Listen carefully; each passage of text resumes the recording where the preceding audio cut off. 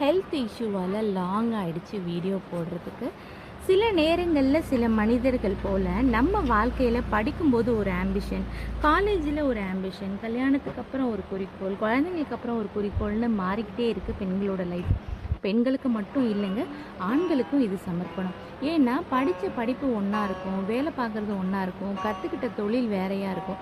இந்த மாதிரி பிடிச்ச விஷயங்கள் சில நேரங்களில் செய்யும்போது நம்ம மனசு ரிலாக்ஸ் ஆகுது அப்படிங்கிறது நமக்கு தெரியாத ஒரு விஷயமா போயிடுச்சு.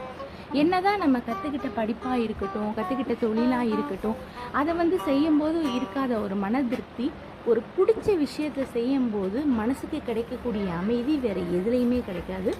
என்னை பொறுத்த வரைக்கும் இந்த 18 வருஷமாக ஆயிடுச்சு நான் வீணை கற்றுக்கிட்டு.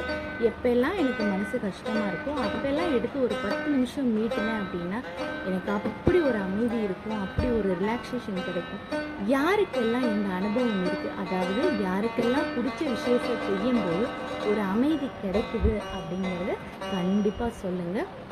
ஏன்னா இது ஒரு அனுபவம்னு கூட சொல்லலாம். ஏன்னா பிடிச்ச விஷயத்த என்றைக்கு நம்ம செய்கிறோமோ அன்னைக்கு அப்போ கிடைக்கக்கூடிய ஒரு அமைதி, ஒரு நிதானம் மற்ற ஒர்க்கில் நமக்கு கிடைக்கிறதில்ல.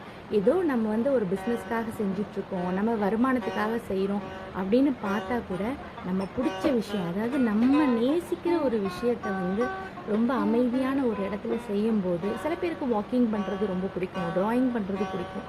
இந்த மாதிரி ஒவ்வொருத்தருக்கும் ஒவ்வொரு விஷயங்கள் பிடிக்கும். அந்த மாதிரி யாருக்கெல்லாம் என்னென்ன விஷயங்கள் பிடிக்கும் அப்படிங்கிறத கமெண்ட்டில் சொல்லுங்கள். தேங்க்யூ.